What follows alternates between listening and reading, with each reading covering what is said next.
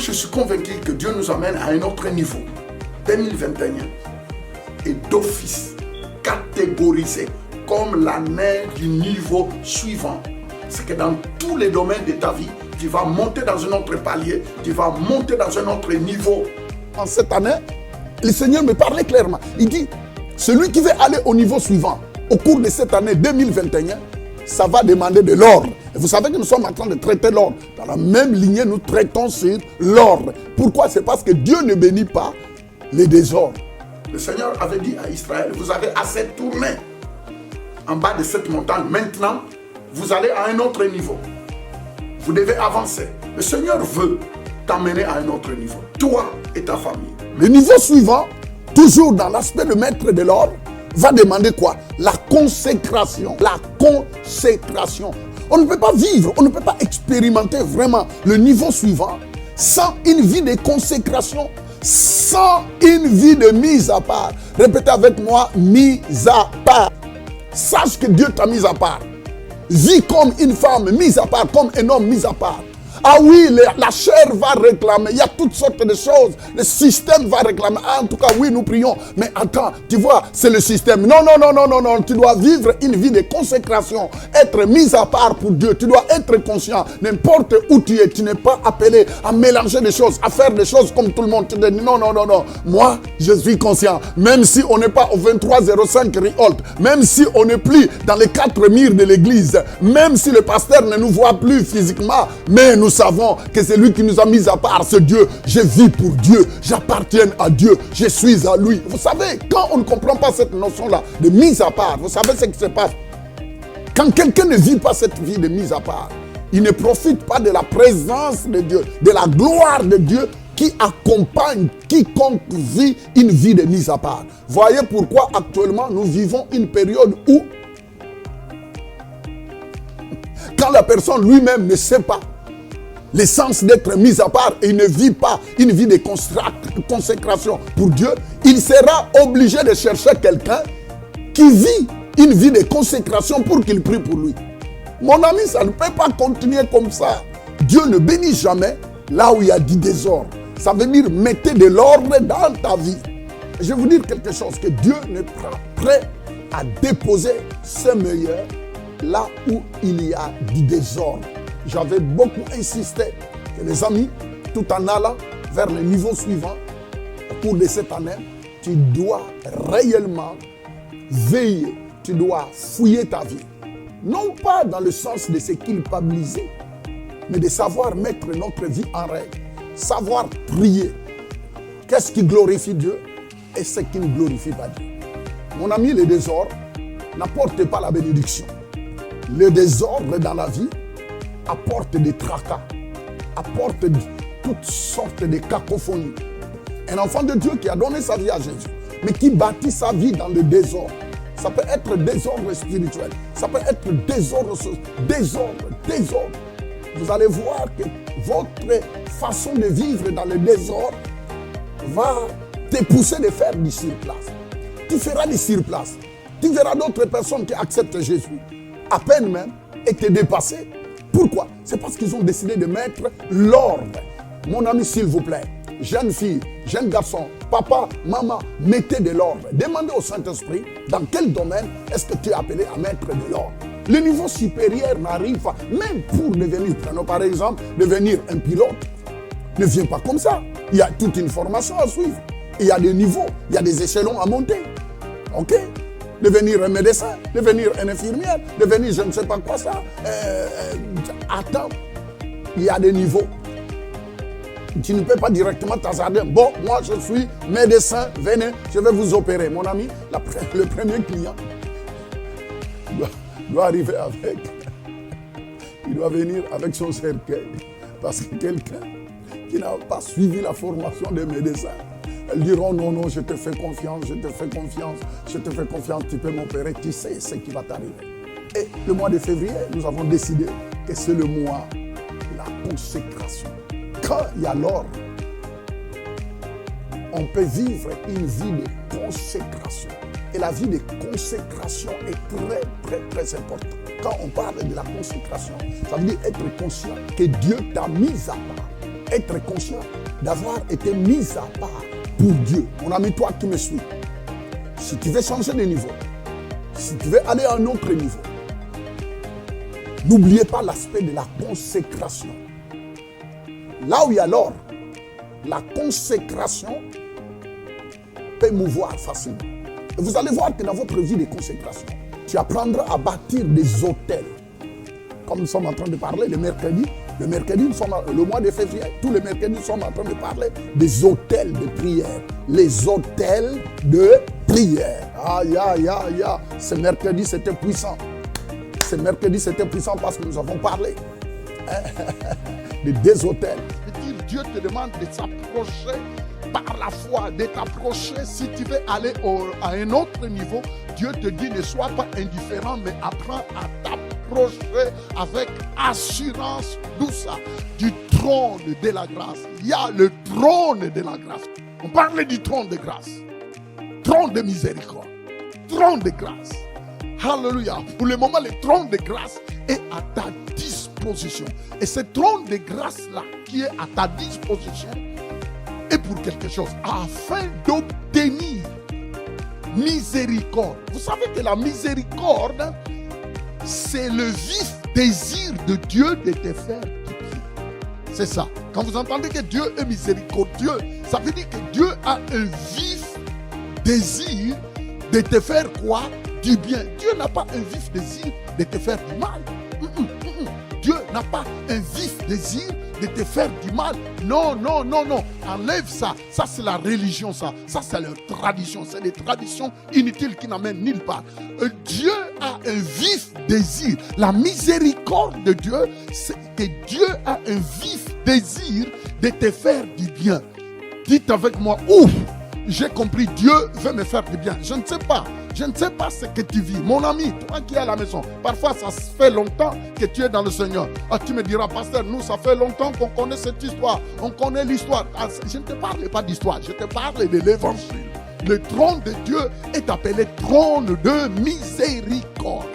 Je le décrète et je le déclare que tout ennemi de ta vie, que tout ennemi, que tout adversaire de ta vie qui cherche à voir ton malheur, qu'il tombe dans le trou qu'il a creusé au nom de Jésus. Et vous savez, ces choses-là n'est possible dans la vie, n'est possible que dans la vie de quelqu'un qui connaît le secret des autels, le secret des autels,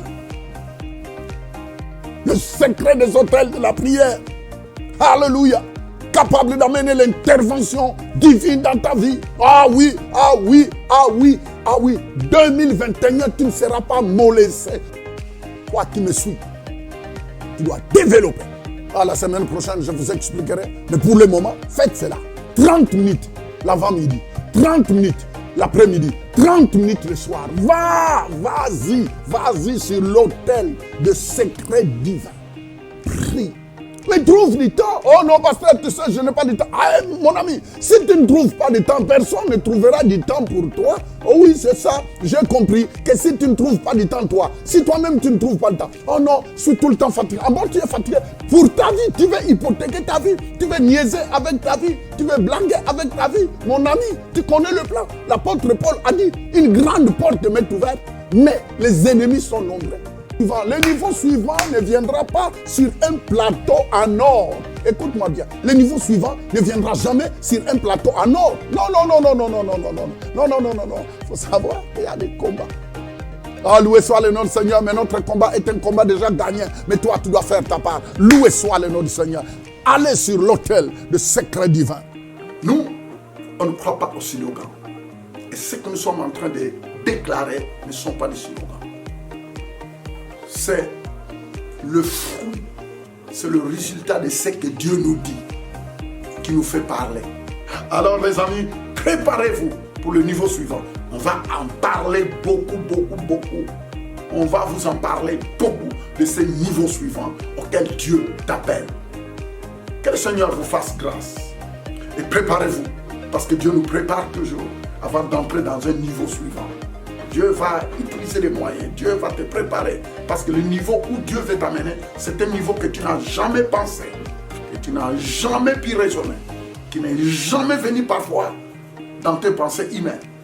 Mais Dieu va te le faire. Dieu va t'amener à ce niveau-là par sa grâce. Que Dieu vous bénisse. Merci.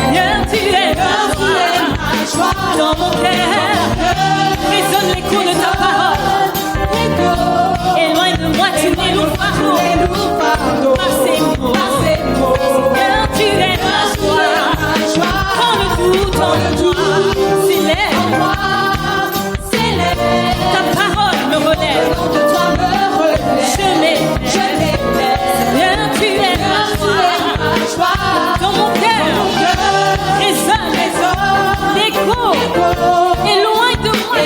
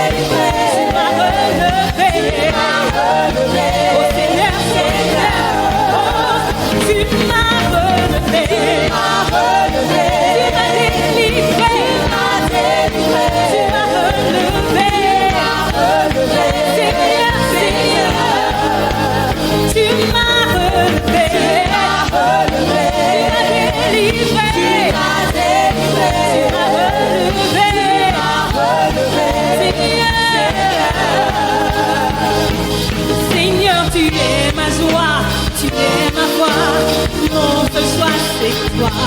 Seigneur, tu es ma joie, tu es ma foi, mon seul choix. Tout ensemble, Seigneur. Seigneur, tu es ma joie, tu es ma foi, mon seul choix, il n'y en a pas d'autre. Seigneur, tu es ma joie, tu es ma foi, mon seul choix, je ne choisis pas les miens, je ne choisis pas c'est mon corps, mais je choisis ton péché. Je choisis celui qui m'aime. Tu es ma joie, tu es ma foi, mon seul choix, c'est toi. Mon seul choix, c'est toi. Mon seul choix, c'est toi. Mon seul choix, c'est toi. Mon seul choix, c'est toi. Mon seul choix, c'est toi. Mon seul choix, c'est toi. Mon seul choix, c'est toi. Mon seul choix, c'est toi. Mon seul choix, c'est toi. Mon seul choix, c'est toi. Mon seul choix, c'est toi. Mon seul choix, c'est toi. Mon seul choix, c'est toi. Mon seul choix, c'est toi. Tu m'as relevé. Tu m'as délivré. Tu m'as relevé. Seigneur, tu m'as relevé. Tu m'as relevé.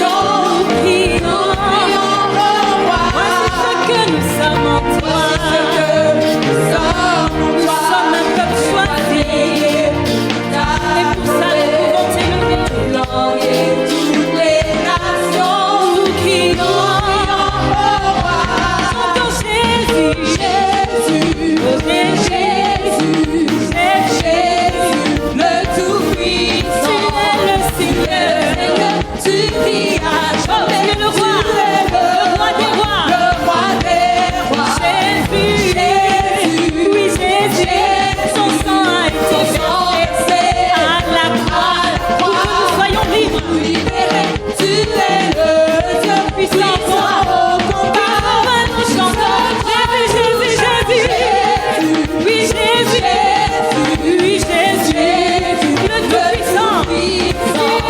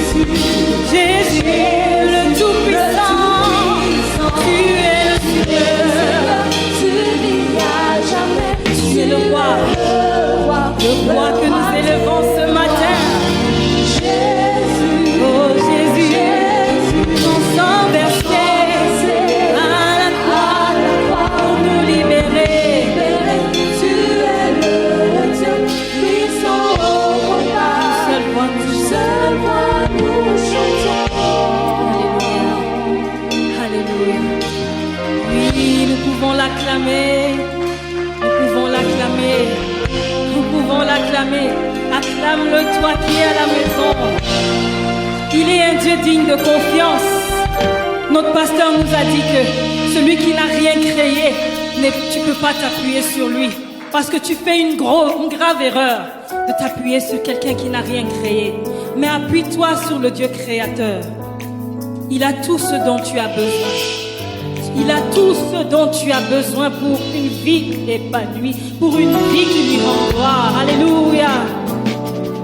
Il est le créateur du salut, le créateur de toutes choses. Ce qui est mort en toi, il peut le recréer.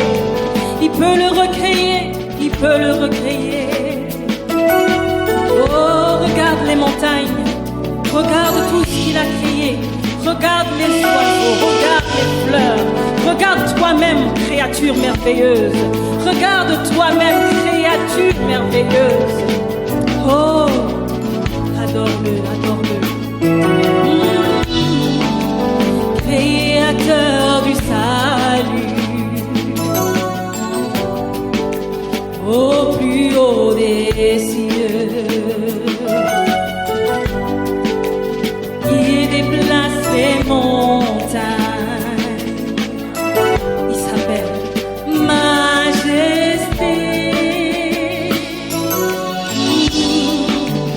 Créateur du salut, au plus haut des cieux, il déplace les montagnes.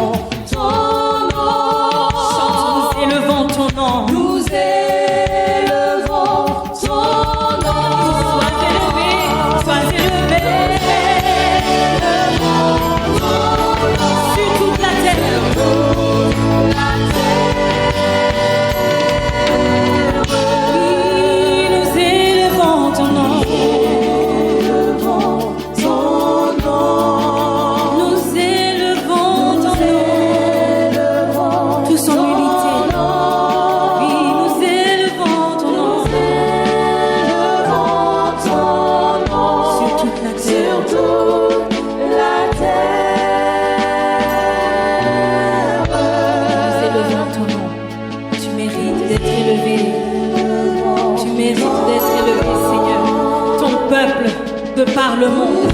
Nous qui sommes ici, nos frères et sœurs à la maison, nous élevons ton nom. Tu mérites, Seigneur. Nous élevons ton nom sur toute la terre.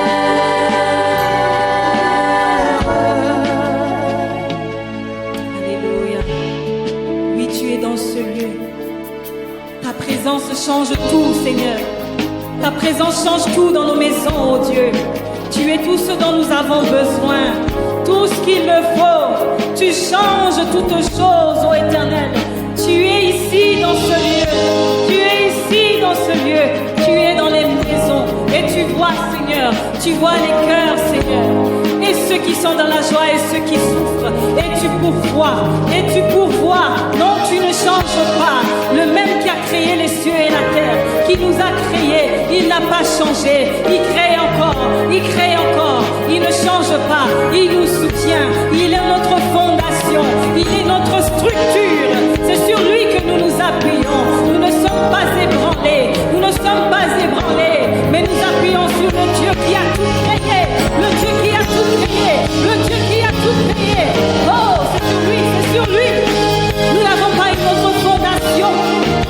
Nous ne fondons pas sur ce que le monde dit en ce moment. Mais nous nous fondons sur toi. Ta parole est digne de confiance. Tu es digne de confiance. Oh, alléluia. Alléluia. Alléluia. Alléluia. Continue à l'élever. Continue à l'élever. Alléluia. Oh, tu es ici. Rempli de grâce au Sauveur. Avec un cœur de Père. Ce qu'il me faut. Oh, Jésus, tu es ici. Avec tes mains. Tes mains pour guérir et la puissance de l'Esprit. Tout ce qu'il me faut. Oui, Seigneur, tu es ici.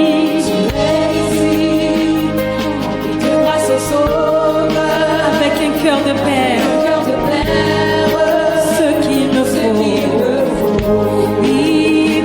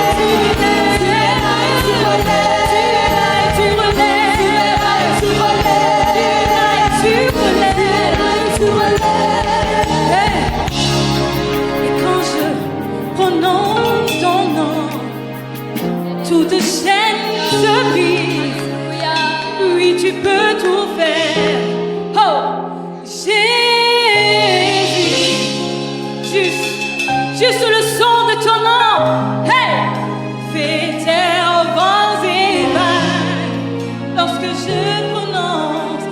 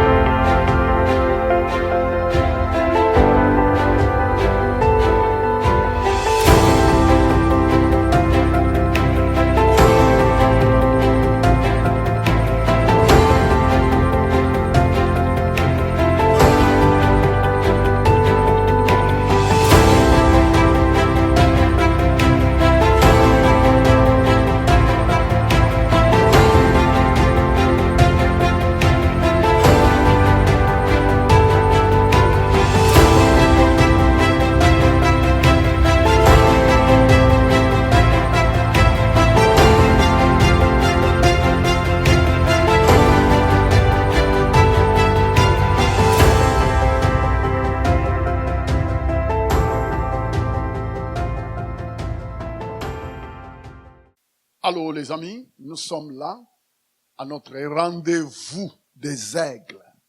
Le rendez-vous des aigles. Oh, c'est formidable. Et béni soit le nom du Seigneur parce que vous êtes des aigles. Nous faisons partie de l'équipe des aigles.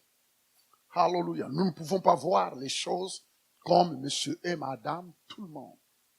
Et vous savez, l'aigle a toujours une vision très, très, très, très, très loin.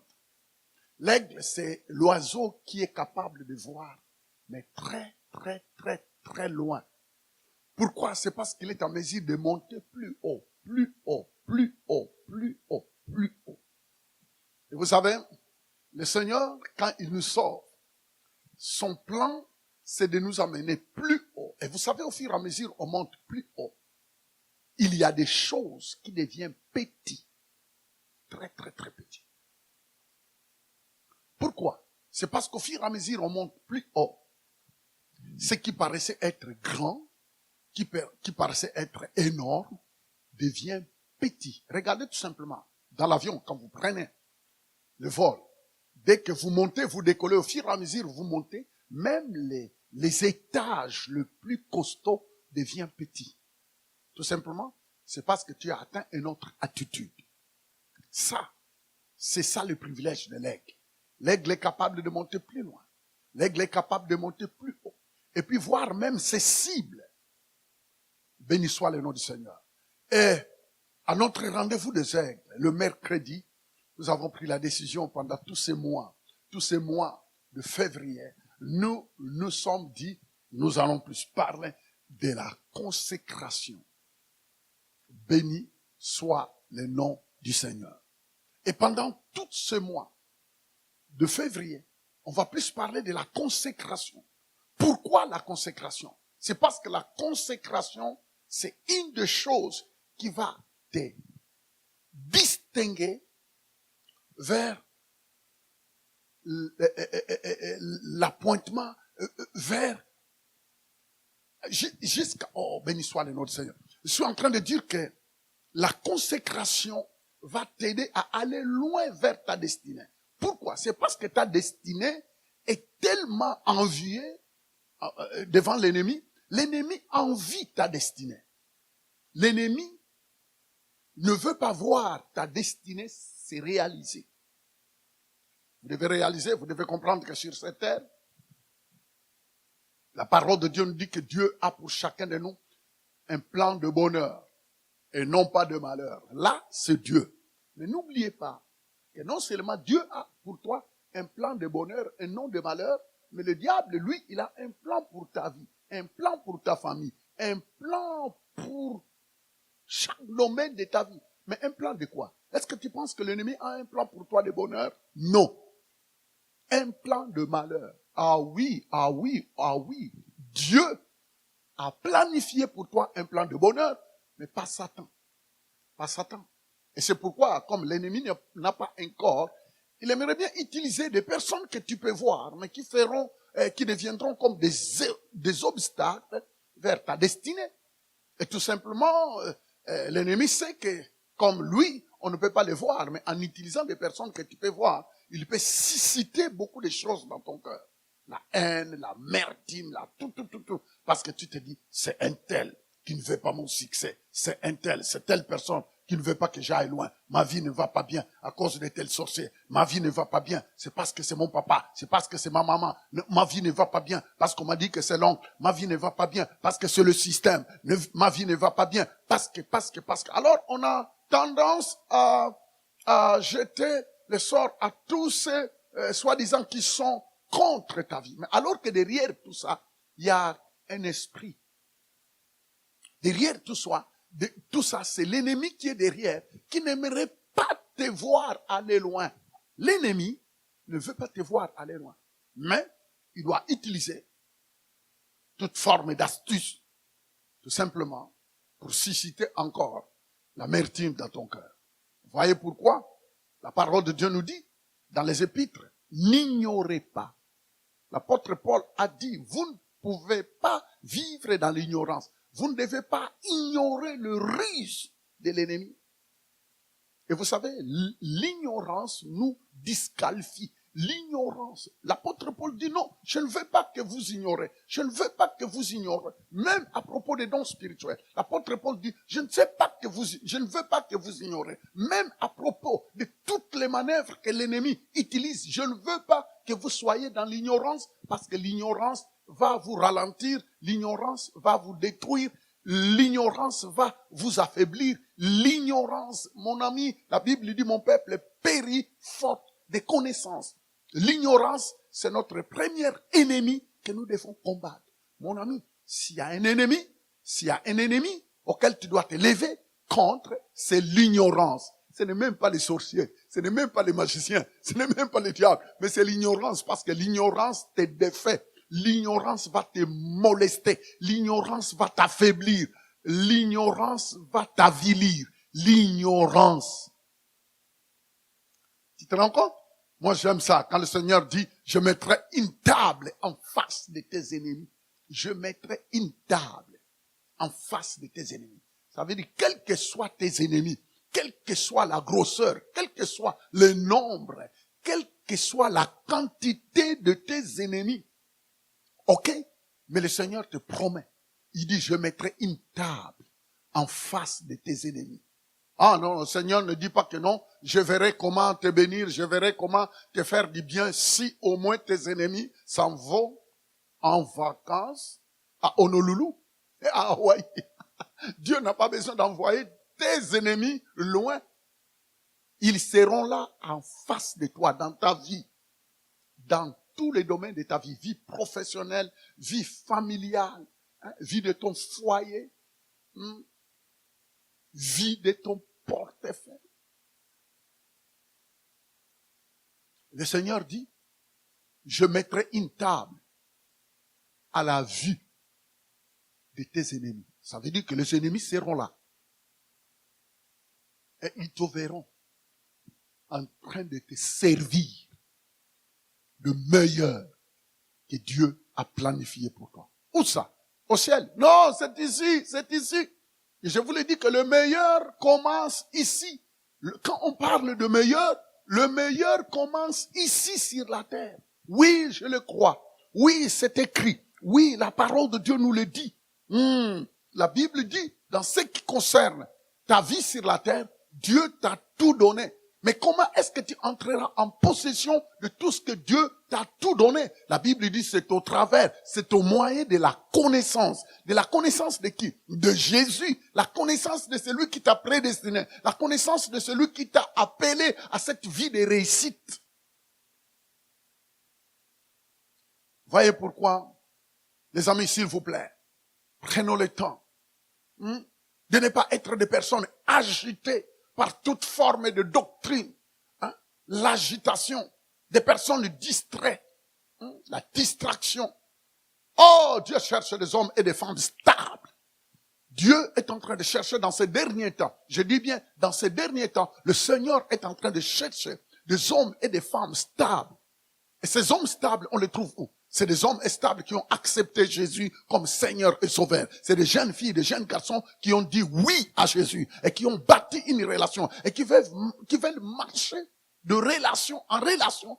Parce que la Bible dit que dans le dernier moment, ceux qui connaîtront leur Dieu accompliront des exploits. La Bible dit dans les derniers jours. Et nous sommes en train de vivre ces derniers jours, mes amis. Nous sommes en train de vivre ces derniers jours. Mais la Bible dit que ceux qui connaîtront Dieu dans les derniers jours accompliront des exploits. Je lève ma main droite. Je décrète et je déclare que Dieu est en train de te qualifier pour les exploits. Oh, tu diras, mais pasteur, mais vous êtes au Canada. Mais ici, dans ce coin du monde, nous souffrons. La politique ne va pas bien. L'économie ne va pas bien. Ah, dans notre pays, écoutez, Dieu n'est pas limité par la géographie, parce qu'il est le maître de la géographie. Il soutient toutes choses par sa parole. Et l'univers a été créé par Dieu. Je disais que l'univers a été créé par Dieu. Alors la planète Terre est comme un grain de sable par rapport à l'univers. Alors toi tu vis sur cette petite planète Terre. Alors que le Dieu Tout-Puissant, qui est mon papa, Si tu n'as pas encore donné ta vie à Jésus, ce Dieu-là aimerait bien être ton Père. L'unique moyen pour le devenir, c'est d'accepter Jésus dans ta vie. Alors là, la vie prend une autre tournure. Et le Seigneur veut que ta vie prenne une autre direction. Alléluia. Et quand nous donnons notre vie à Jésus, nous devenons des hommes et des femmes consacrés à Dieu. Consacrés à Dieu. Mis à part pour Dieu. Mis à part pour Dieu. Je dis quand on parle de consacrés, ça veut dire que Dieu t'a mis à part. Vous savez, le Seigneur Jésus-Christ a dit quelque chose dans les évangiles. Il a dit, Père, sanctifie-les par ta parole.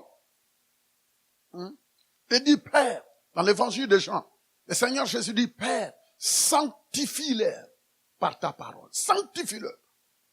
Et il ajoute encore plus bas, car ta parole est la vérité. Sanctifie-les par ta parole. Et car ta parole est la vérité. Il voulait dire, papa, mettez-le à part. Sanctifier, ça veut dire mettez-le à part. Alors il voulait dire tout simplement, papa, mettez-le à part. Vous savez, et comment est-ce que Dieu allait te mettre à part? Comment est-ce que Dieu nous met à part? Comment est-ce que Dieu nous élève? Comment est-ce que Dieu nous met à part? Oh, béni soit le nom du Seigneur. La parole de Dieu, c'est l'unique moyen auquel Dieu nous prend et il nous met à part. Et quand Dieu te met à part, tu commences à voir les choses, non pas comme tout le monde. La parole de Dieu. Hein? J'aime cette parole. Papa, Père, sanctifie-le par ta parole. Papa, mets-le à part au travers de ta parole. Ça veut dire quoi? Oh, yeah. La parole de Dieu te met à part. La parole de Dieu, premièrement, te prend du royaume de Satan au royaume de Dieu. La parole de Dieu te prend, illumine tes yeux du ténèbre à la lumière. La parole de Dieu te prend, t'élève au-dessus de tout pouvoir de Satan, des sorciers, des magiciens, de la maladie, de la pauvreté. C'est ça. Ah oui, c'est la parole de Dieu. C'est la parole créatrice. Oui, mes frères, voyez pourquoi Satan fait tout son possible pour que tu ne trouves pas un moment, pour que tu ne trouves pas un temps de s'asseoir et de prêter attention. Il te dira, oh mais non, tu penses qu'avec ton cas, simplement comme ça, en écoutant simplement comme ça, tu penses que tu peux t'en sortir de ton cas, de ta situation? Oui, le diable, je sais comment il parle. Il vient dans nos pensées, il te dit non. À ton cas, est-ce que as-tu vraiment bien vu la situation de ta famille? Est-ce que as-tu vraiment bien examiné que dans votre famille, personne ne peut aller plus loin? As-tu déjà examiné que tu vis dans un terrain, tu es dans un pays où ta peau, où ceci te fait défaut, tu ne pourras pas monter plus haut? Alors l'ennemi va te montrer toutes les impossibilités. Satan, c'est ça qu'il fait. Le monde après est prêt à te montrer toutes les impossibilités et il termine en disant c'est impossible, c'est impossible. Alors que la parole de Dieu vient, change les choses impossibles deviendront possibles. Les choses impossibles deviennent possibles. Je disais bien que les choses impossibles deviennent possibles. Mon ami, je suis bien placé pour te le dire. Je ne suis pas là en train de parler seulement, à parler sur l'internet, rien du tout. Je suis sur le terrain, je voyage dans les 4 coins du monde, je rencontre les gens, je suis dans les stades, je travaille, je vois des gens, des personnes que le diable a montré que sa situation est impossible et voir l'impossible devenir possible. Mais comment? Au travers de la parole de Dieu. Les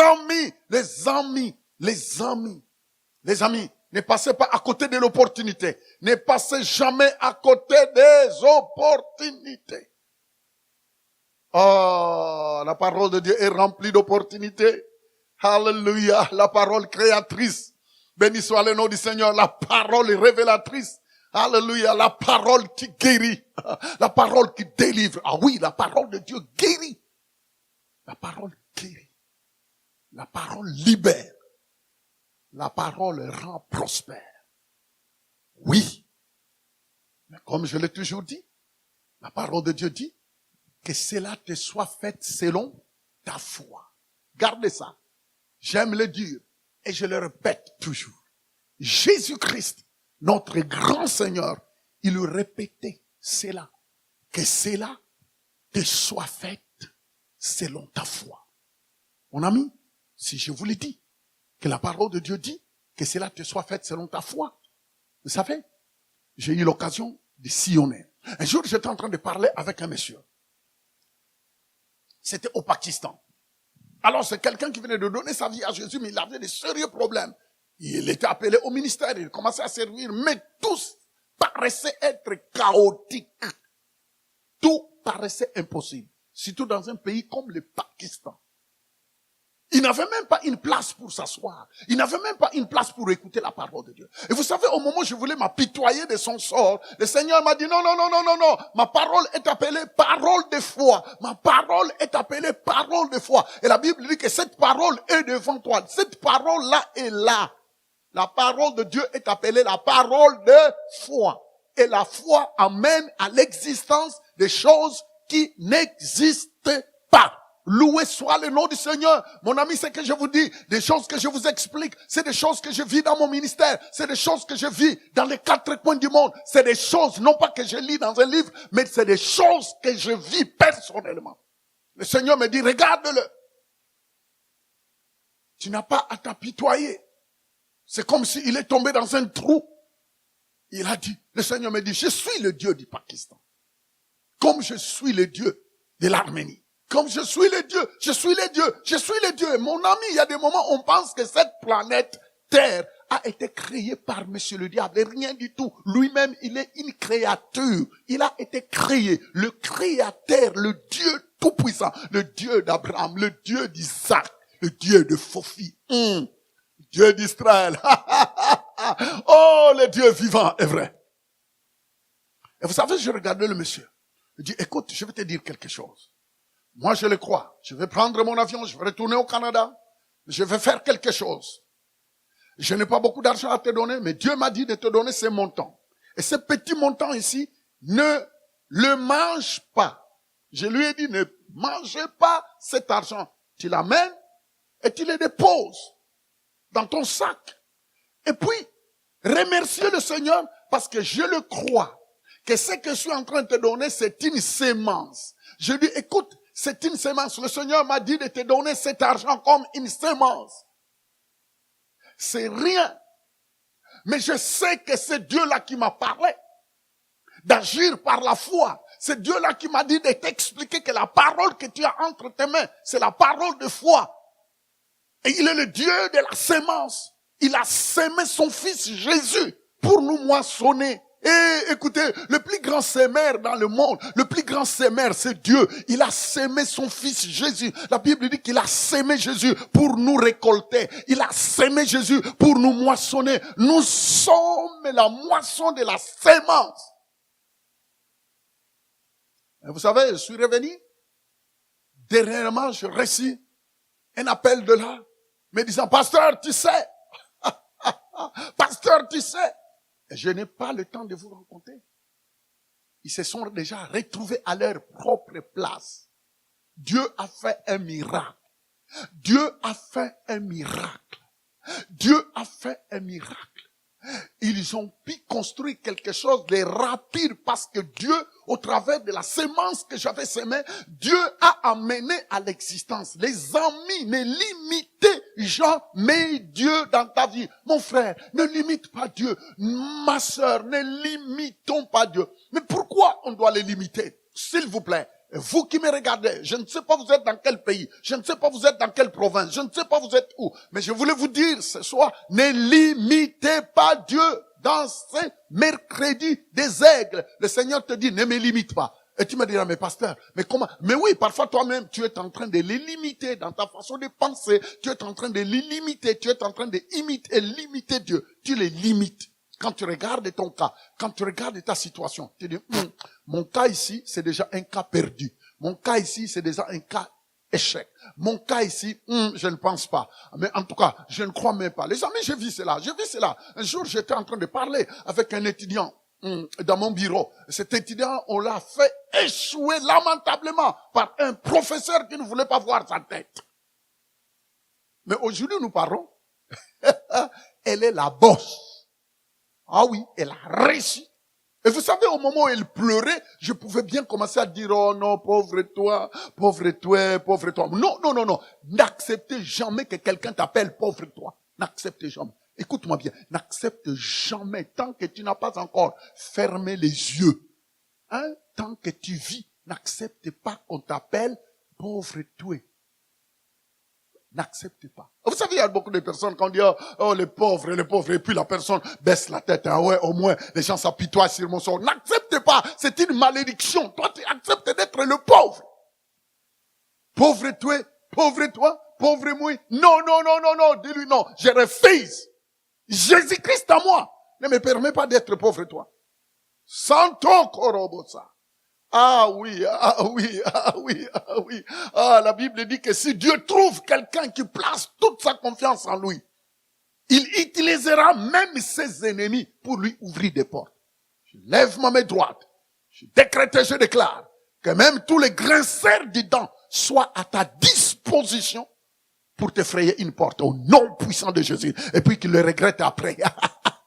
Ah oui, ah oui, ah oui, ah oui, ah oui, que le nom de Jésus-Christ soit béni. Je disais que le nom de Jésus-Christ soit béni. Oh, j'étais en train de dire que le nom de Jésus-Christ soit béni. Les amis, les situations impossibles doivent devenir possibles dans la vie de quiconque croit qu'il a la sémence de Dieu en lui. La parole de Dieu. Dès que tu as la parole, mon ami, dès qu'on a la parole, on est qualifié pour la réussite, s'il vous plaît. Père, sanctifie-le. Il dit, papa, mettez-le à part. Sanctifie-le par ta parole. Car ta parole est la vérité. Il dit, sanctifie-le. Il dit, mettez chaque personne qui écoute ta parole et qui la comprend, mettez-le à part. Distinguez-le. Mettez la personne à part.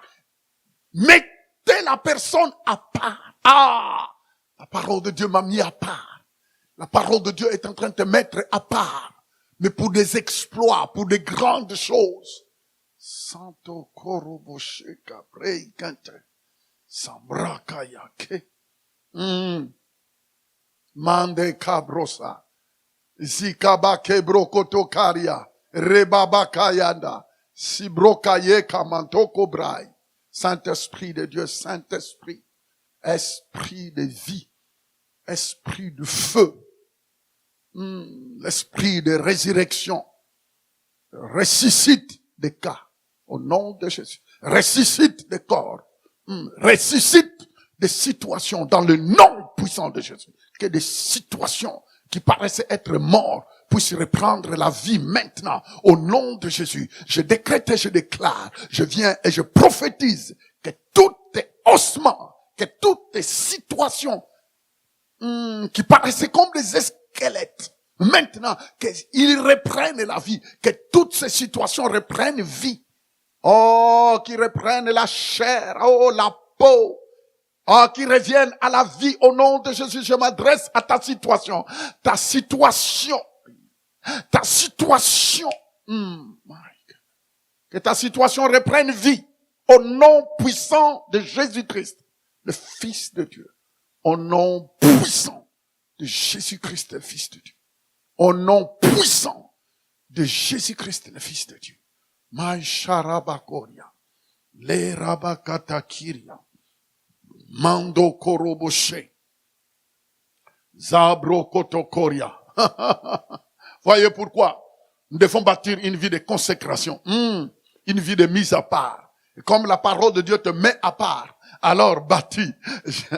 Et la Bible dit que la parole de Dieu te met à part, alors bâtis une vie de mise à part, une vie de consécration. Et dans la consécration, le mercredi passé, nous avons parlé que la consécration, première étape, la consécration est essentiellement d'être à part pour Dieu. Comme Josué l'a dit dans Josué chapitre 24, verset 15. Dans Josué chapitre 24, verset 15. Nous avons vu. Ok, hallelujah. Verset 15, il dit, et si vous ne trouvez pas bon de servir l'Éternel, choisissez aujourd'hui qui vous voulez servir. Vous savez, Josué est en train de dire ici, si vous voulez suivre la foule, si vous qui devrez être destinés à appartenir complètement à Dieu, mais vous voulez faire les choses comme monsieur et madame, tout le monde, vous voulez vous mélanger dans le système, vous voulez vous mélanger. Il a dit, choisissez. Il dit, et si vous ne trouvez pas bon de servir l'Éternel, choisissez aujourd'hui. Il dit, choisissez aujourd'hui. Vous savez, les amis, appartenir à Dieu, se consacrer à Dieu est un choix personnel. Dans un monde comme ça, dans une société comme nous sommes en train de vivre, choisir de se consacrer à Dieu, de bâtir une vie de mise à part, est un choix complètement personnel. Ce n'est pas un choix de la foule, non. Je ne parle pas d'un choix de la foule. Non, ce n'est pas un choix de la foule, mais c'est un choix personnel. Alléluia. Josué venait de choisir. Il dit, moi et ma famille, moi et ma famille, moi et ma maison, moi et ma maison. Et vous savez, j'aimerais bien que tu sois le Josué d'aujourd'hui. Où ça? Ici au Canada. Où ça? Dans ton pays d'origine. Où ça? Dans ta ville, dans ta province. Choisissez. Choisissez parce que Dieu t'a mis à part. Dieu t'a choisi. Dieu t'a prédestiné. Choisissez de vivre pour lui. Il a dit, moi, j'ai choisi de servir Dieu. J'ai choisi les intérêts de Dieu. J'ai choisi de valoriser les intérêts de Dieu. J'ai choisi de me faire des soucis de ce qui peut amener le royaume de Dieu plus haut. J'ai choisi de témoigner. J'ai choisi de ne pas avoir honte, mais de témoigner Jésus d'une manière personnelle. J'ai choisi d'être un intercesseur qui va intercéder pour voir la gloire de Dieu se manifester dans un pays chaotique, dans un monde chaotique. J'ai choisi d'être la personne auquel Dieu peut compter et compter sur mes prières. J'ai choisi de consacrer 2 heures dans la présence de Dieu. J'ai choisi de couper dans mon sommeil de 8 heures, de prendre 1 heure. Je vais les consacrer à Dieu pour pleurer dans sa présence et réclamer des âmes et réclamer de voir la gloire de Dieu. Oh oui, j'ai choisi de les servir. Oh oui, j'ai choisi de prendre 30 minutes, d'encourager quelqu'un au téléphone, quelqu'un qui est en train de baisser les mains, quelqu'un qui est en train de tout abandonner, quelqu'un qui est atteint, quelqu'un qui est complètement désemparé par des situations. Moi, j'ai choisi d'être un canal de Dieu. Dieu va passer par ma bouche et quand j'ouvrirai ma bouche, je vais être comme une robinet d'eau en train d'arroser la personne pour redonner le courage à des personnes complètement désemparées, à des personnes complètement découragées. J'ai choisi d'être un canal. J'ai choisi d'être un canal. J'ai choisi d'être un canal. D'être un canal. J'ai choisi de devenir la main de Dieu auquel Dieu pourra toucher des personnes et voir les miracles, voir la guérison. J'ai choisi d'être le regard de Dieu, d'être l'œil de Dieu pour voir ce que tout le monde ne voit pas. J'ai choisi d'être l'oreille de Dieu pour entendre. Je vais prêter mon oreille à quelqu'un qui est dans des difficultés et il peut parler. Il a parfois besoin seulement d'écouter, d'une écoute. Alors moi, je veux l'écouter et Dieu me donnera ce qu'il faut pour venir à l'aide à cette personne. Dieu me donnera la parole qu'il faut pour apporter vraiment la solution à cette personne. Oui, moi et ma maison, nous avons choisi de servir le Seigneur, mais je ne veux pas que ça soit un slogan. Choisissez, choisissez, choisissez parfois d'être un portefeuille. Choisissez d'être le portefeuille. Oui, j'ai choisi d'être le portefeuille de Dieu, afin de soutenir son ministère, afin de donner pour que l'œuvre de Dieu aille de l'avant. Parce que je vis des milliers de personnes qui avaient des portefeuille rempli, ils sont morts, ils ont tout laissé. Alors moi, je ne veux plus ça. J'étais en train de parler avec une femme de Dieu qui est dans un pays aussi. En Europe. Et elle m'a dit, Pasteur Fofi, tu sais, je commence à être conscient que malgré tout ce que j'ai, je vous l'ai dit que c'est une femme, une grande femme d'affaires. Je la connais. Bon, elle est comme une maman pour moi. Elle me dit, Pasteur Fofi, tu sais, j'ai compris une seule chose. Que malgré tout ce qu'on peut garder à la banque, j'ai compris que c'est seulement ce que je mange qui est à moi. et le reste n'est pas à moi. Je vais certainement le laisser. Je vais tout laisser. Tous ces comptes, je vais les laisser. Vous savez, c'était touchant d'entendre cette dame dire ça. Je dis au moins, il y a des personnes qui commencent à comprendre que nous sommes des touristes sur la terre. Nous trouvons tout sur la terre et nous les laissons tous sur la terre. Nous laissons tout sur la terre. Voyez pourquoi nous devons faire des choix, mais des choix normaux, pas anormaux. Faire des choix. Faire des choix normaux. Ah. Malheureusement, aujourd'hui, beaucoup de personnes qui font des choix, mais est-ce que ce sont des choix adéquats? Loué soit le nom du Seigneur.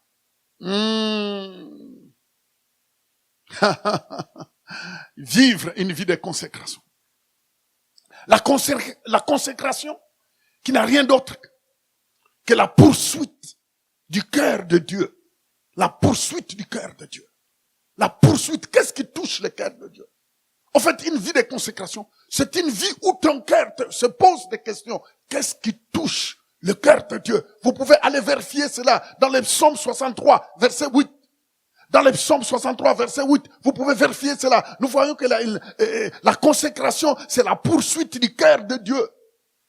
La poursuite du cœur de Dieu. Dans le psaume 63, verset 8, il dit car tu es mon secours. Et je suis dans l'allégresse à l'ombre de tes ailes. Continue. Mon âme est attachée à toi. Vous entendez? Il dit mon âme. Ça veut dire mes émotions, mes sentiments, mes décisions sont attachées à ta parole. Il dit ta droite me soutient. Parce que mes sentiments, mes émotions, mes décisions, mon intelligence est attachée à ta parole. Et c'est pourquoi ta droite, ta main me soutient. Les amis, si tu veux être soutenu par Dieu, permettez que tes émotions. Vous savez, parfois, on est basculé par nos émotions, nos sentiments. Mais apprends à parler à tes émotions, Apprends à dire à tes sentiments de s'aligner sur la parole de Dieu. Les amis, vous savez, c'est un combat. C'est un combat. Et parce que, il y a des moments, notre intelligence nous dit non. Après avoir pesé les pour et les contre, faites attention. Ceci, c'est là. Et vous savez, nos sentiments, nos émotions qui sont baillotants, nous parlent. Mais le Seigneur nous dit, apprends chaque jour. Consacre-toi à Dieu. Et apprends chaque jour à orienter tes sentiments. Dites à tes sentiments. Pourquoi David est en train de dire, mon âme, pourquoi t'as battu? David, un grand roi, il est en train de dire un jour, mon âme, ça veut dire, il disait, mes émotions, mon intelligence, mes décisions, mes sentiments, mais pourquoi es-tu troublé? Il dit, compte sur le Seigneur, aligne-toi sur la parole de Dieu. Mon ami, nous avons besoin que nos sentiments, nos émotions, nos décisions s'alignent, se concordent avec la parole de Dieu et discipline-toi. Voyez pourquoi l'apôtre Paul dit, je vous en supplie, dans Romains chapitre 12, il dit, je vous en supplie, vous qui venez de donner votre vie à Jésus, de laisser votre intelligence être renouvelée par la parole de Dieu. Laissez votre intelligence être renouvelée par la parole de Dieu. Laissez votre intelligence être dominée par la parole de Dieu. Laissez votre intelligence être régnée, dominée, orientée par la parole de Dieu. Laissez-vous transformer. Prenez la forme de la parole. Prenez la forme que la parole de Dieu vous donne. Mon ami, je crois que ce temps que nous vivons, c'est le temps que notre vie prenne la forme de ce que Dieu dit. Et quand notre intelligence prend la forme de ce que Dieu dit, nous allons commencer à penser, nous allons commencer à parler comme Dieu dit, en face des troubles, en face, je dis bien en face des circonstances compliquées. Mais quand tu prends la forme que la parole de Dieu nous te donne, tu parleras de la même manière. Alors, là, tu deviens un homme, une femme de foi, une jeune fille, jeune garçon de foi qui est capable de faire la différence. Tu peux affronter les événements et parler les langages de Dieu et dire les choses comme Dieu dit. Et non seulement tu les dis, mais voir les choses changer, même si ça prend du temps. Même tu l'as, pasteur, mais j'ai assez déclaré, j'ai assez confessé, mais je ne vois pas les choses changer. dis-lui c'est faux. Même quand tu entends le diable te dire, là, voyez, tu es assez déclaré, mais tu ne vois rien. Dis-lui, ne te mêle pas de mes affaires, parce que ça marche. Santo. Oh! Sambreka. Andaseka bakorobosa. Les bras. Mon ami, il y a la vie dans la parole. La parole de Dieu dit que ma parole, elle est esprit et vie. Vous savez, dans une semence, il y a la vie. Quand tu mets à terre un grain de maïs, tu n'as pas besoin de tournoyer tout autour. Quand est-ce que tu vas pousser maïs? Pousse, non? Pousse, s'il te plaît, pousse. Quand est-ce que tu vas pousser? Non. Il y a une loi.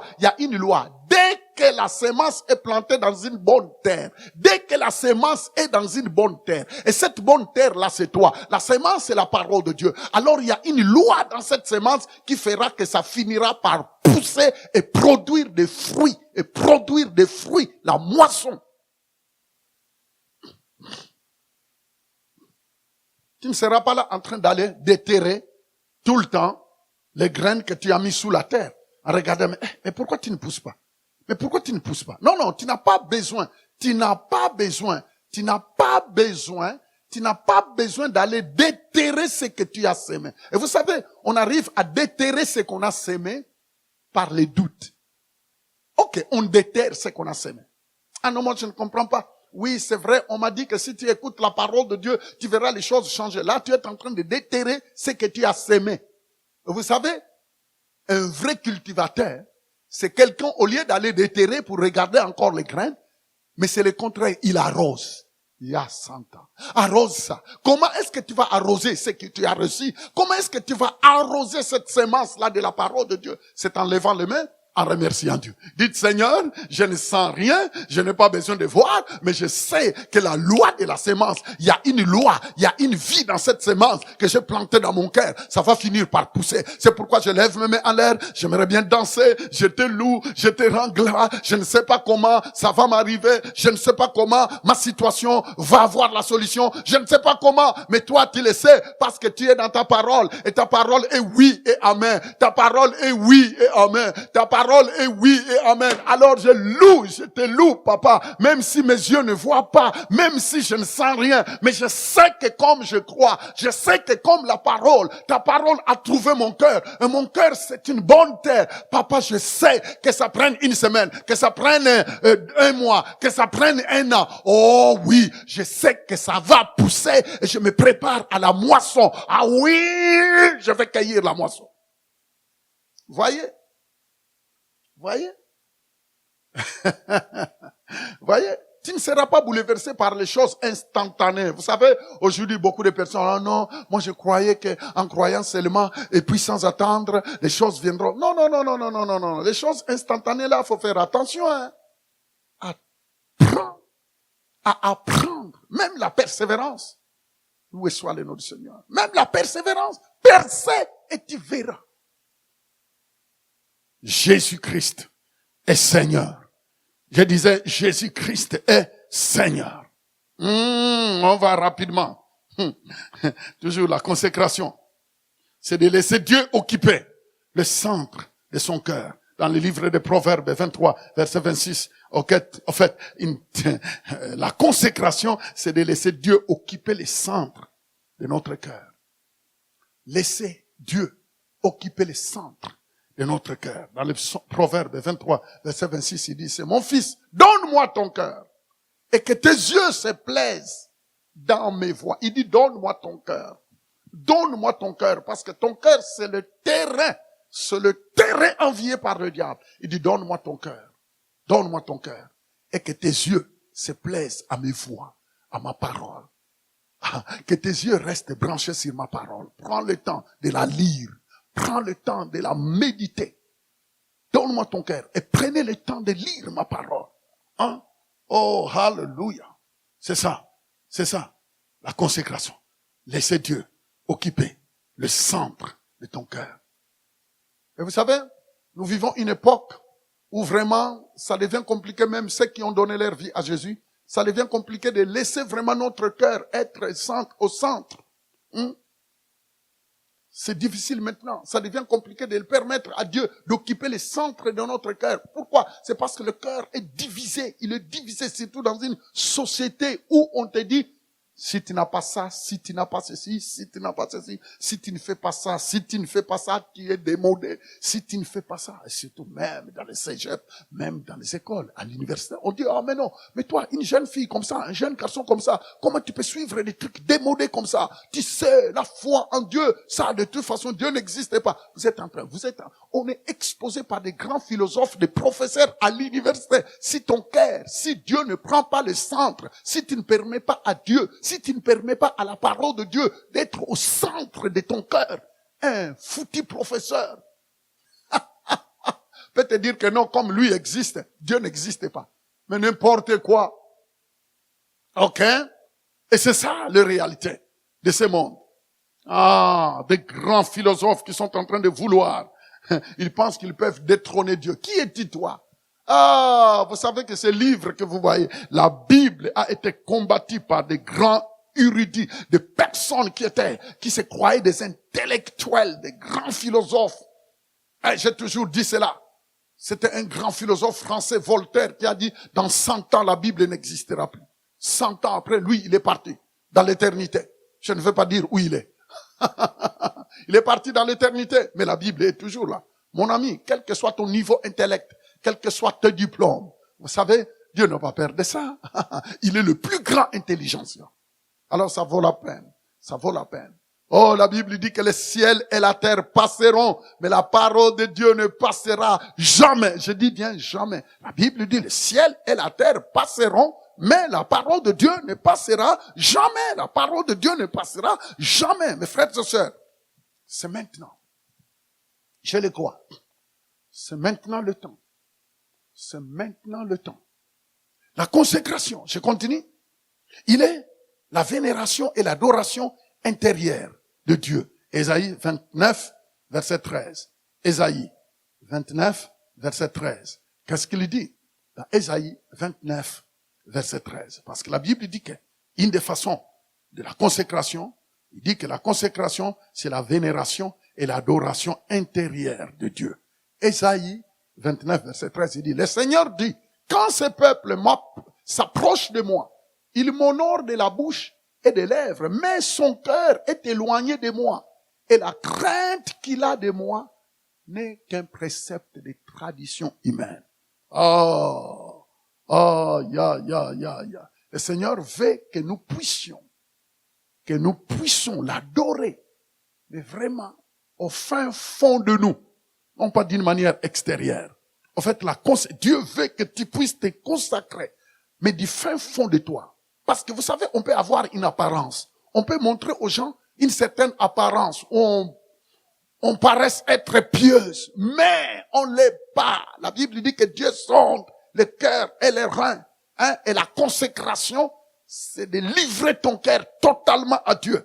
Et une autre type, la consécration, c'est le désir du cœur d'origine. C'est le désir du cœur de mettre Dieu par-dessus tout.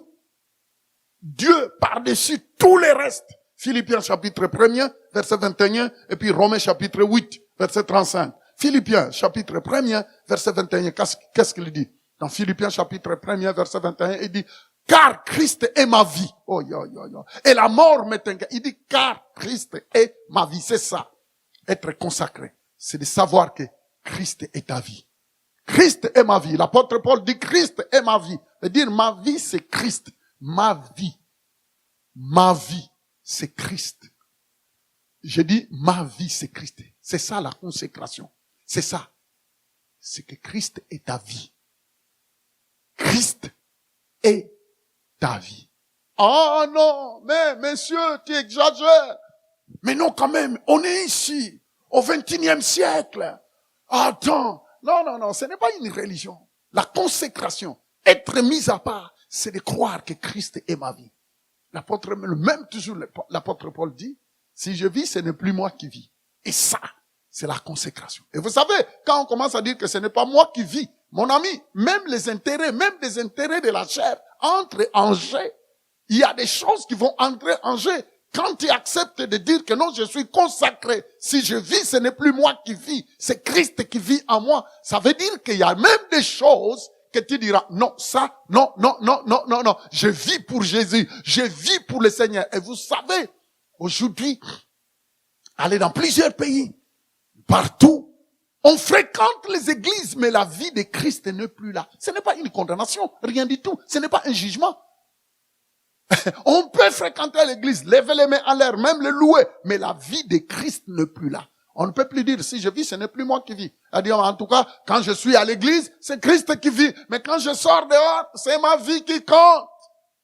Eh, mon ami, quand je suis au travail, quand il y a des compromis qu'il faut faire, si je vois que je regarde de gauche à droite, ce chemin-là peut me donner quelque chose, alors ce n'est plus Christ qui doit vivre à moi. J'ai choisi de vivre pour moi-même parce que c'est mes intérêts qui comptent. Mais attends, ça, ce n'est pas une vie de consécration. Une vie de consécration, la consécration, c'est de dire que Christ est ma vie. Ça veut dire comme Christ est ma vie. La parole de Dieu, c'est le dernier coup. C'est mon tout. Ça veut dire que la parole de Dieu, en la croyant, j'aurai la solution, même au plus grand dilemme. Alléluia. Ça c'était le 6e point. Romains chapitre 8 verset 35. Romains chapitre 8 verset 35. Alléluia. Dans Romains chapitre 8 verset 35 jusqu'au verset 38, il dit ceci. Qui nous séparera? Il dit qui me séparera de l'amour de Christ? C'est la tribulation. Vous voyez?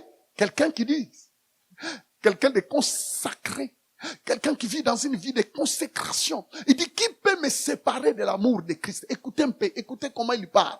Et regardez, écoutez comment ces jeunes filles parlent, comment ces jeunes garçons parlent, comment ces papas, comment cette maman parle. Elle dit, qui peut me séparer de l'amour du Christ?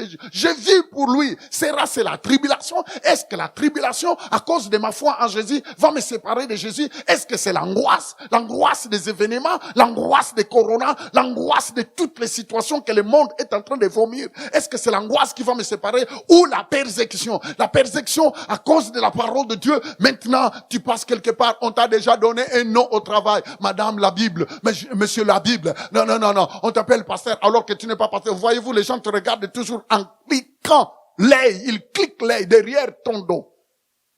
Mais quelqu'un qui est consacré, la consécration.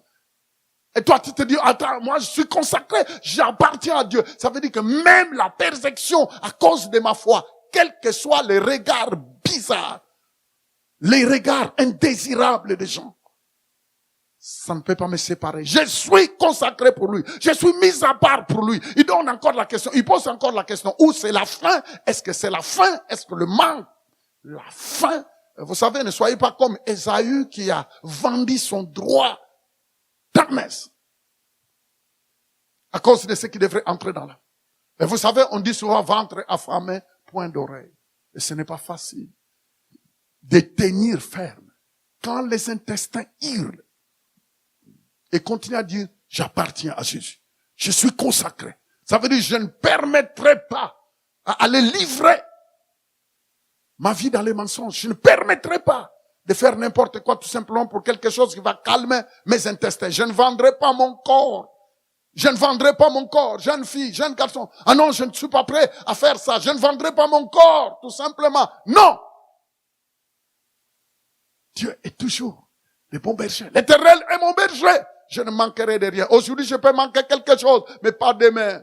Le matin, à midi, je peux manquer quelque chose, mais Dieu ne me laissera pas. Et même si je manque jusqu'au soir, il reste mon berger. Demain, c'est demain. Il me donnera. Béni soit le nom du Seigneur. Il dit, est-ce que c'est la nudité ou le péril ou l'épée? Voyez le langage et regardez la vie. Ça, c'est la vie de quelqu'un qui est consacré. La consécration.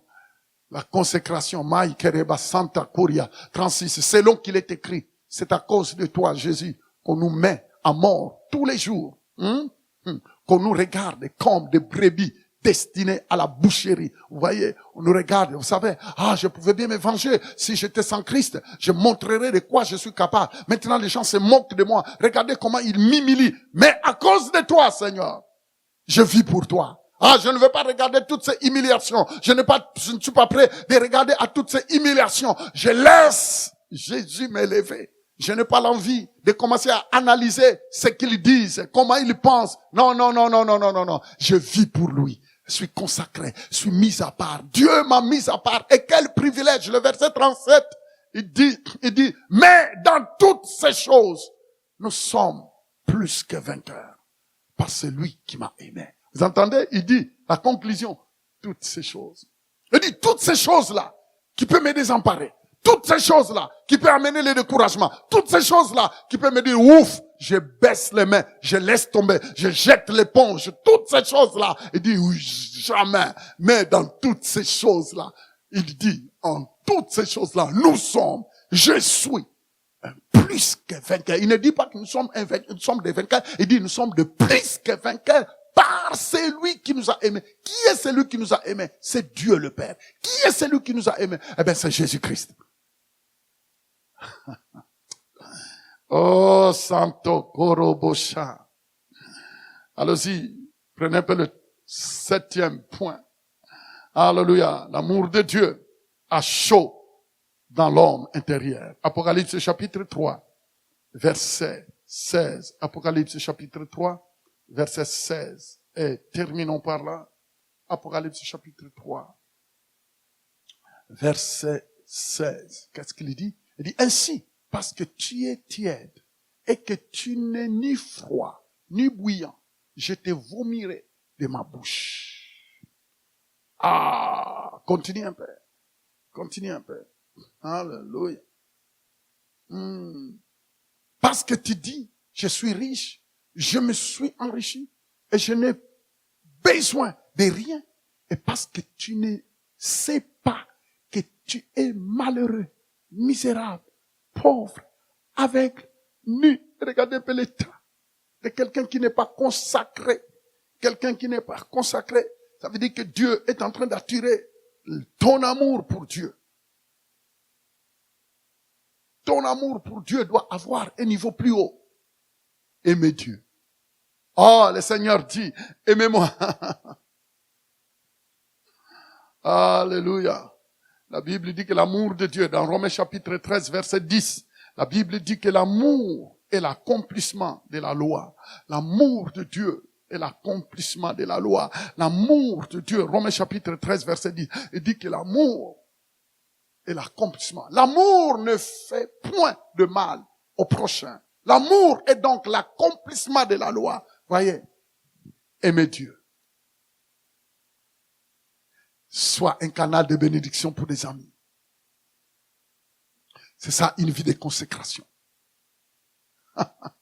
Vivre pour le Seigneur. Alléluia. Vivre pour lui. Alors, je disais ceci, l'amour de Dieu dans le cœur d'un homme est donc la plateforme pour une véritable consécration. Je dis bien, l'amour de Dieu dans le cœur de quelqu'un, est donc la plateforme pour une véritable consécration. L'amour de Dieu. L'amour de Dieu, c'est la plateforme pour une vie de consécration. L'amour de Dieu. Allons-y dans 1 Jean, chapitre 3, verset 17. Vous savez, la Bible dit que ce n'est pas juste dire, oh Seigneur, je t'aime. Levez les mains en l'air, dis, Seigneur, je t'aime. Voyez comment ça chante. Vivre hors. Vivre hors.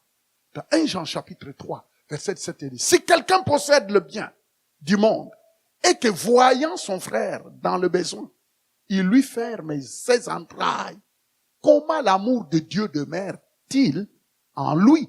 Quelle question. Merci. Fermons nos Bibles. Parce que la Bible dit que l'amour de Dieu sans preuve est faux.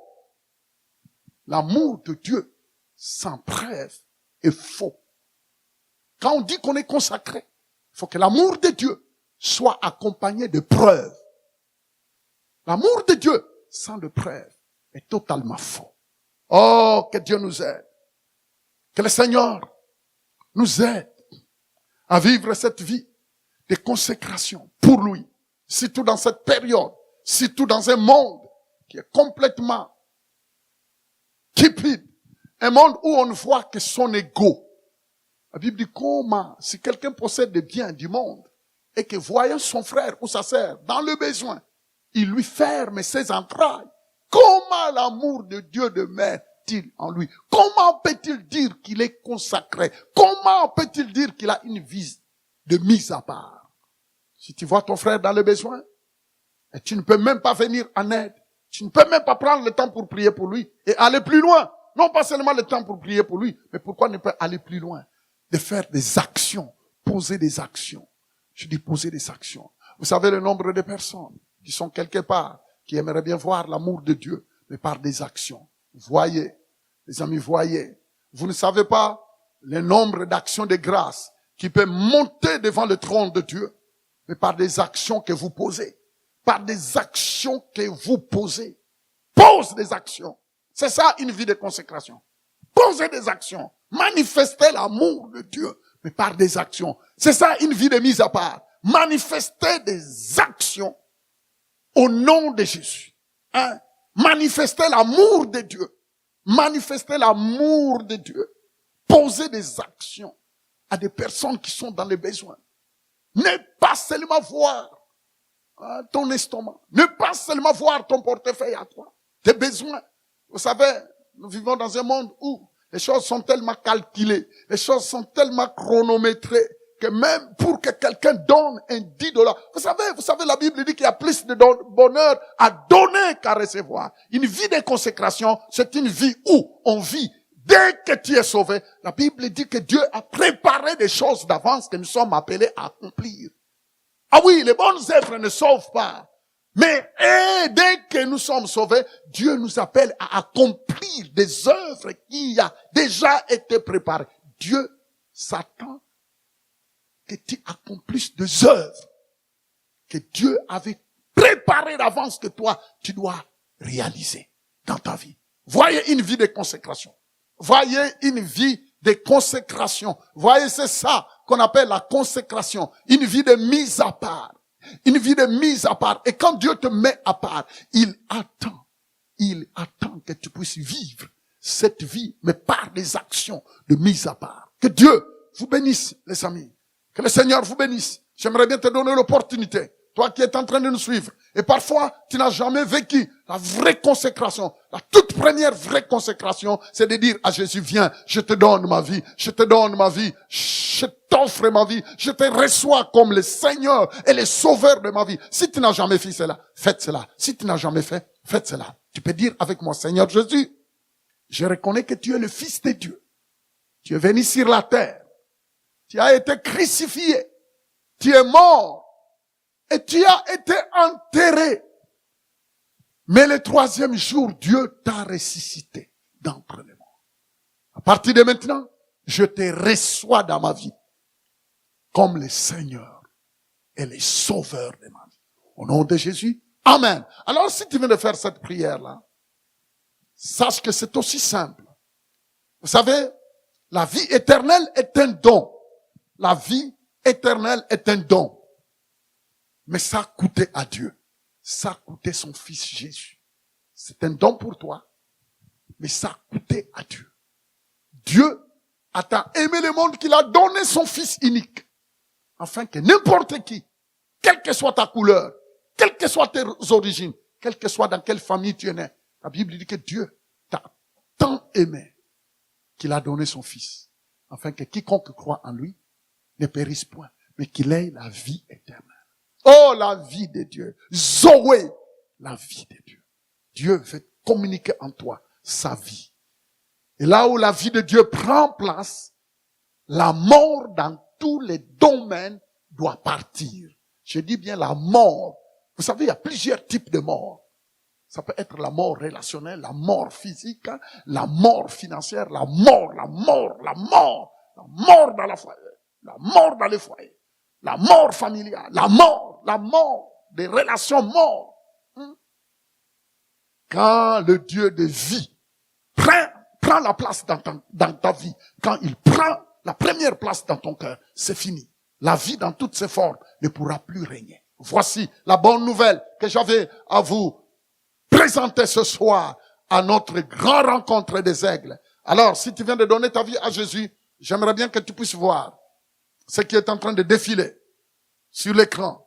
Tu peux nous appeler au 514 931 29 54. C'est là où nous sommes, le 2305 rue Holt. Mais pour le moment, on ne peut recevoir que 10 personnes. Alors, suivez-nous dans nos en direct. Si tu es quelque part dans un pays quelconque, ou bien tu es dans une ville, pour le moment tu ne sais pas où aller écouter la parole de Dieu, tu peux faire de Christ en action ton église en ligne.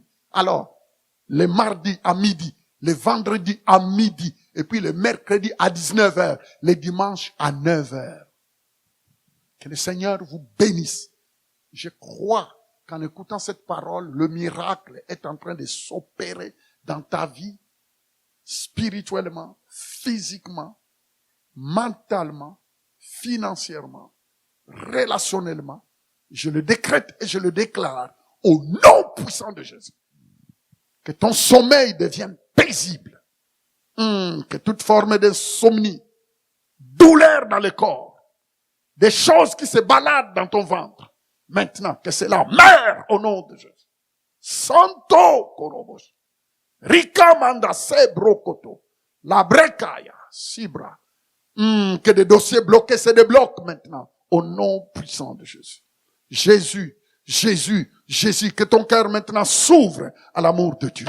Marche dans l'amour de Dieu. Bénissez. Et tu seras béni. Alléluia. Nom puissant de Jésus. Amen. Nous sommes arrivés à la fin. Et on se voit ce vendredi à midi de Fofi. Ou bien le dimanche à 9h.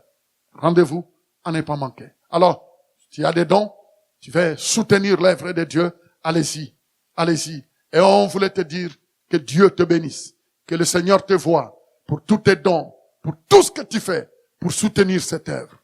Merci, que le Seigneur vous bénisse. Et on se voit le vendredi à midi.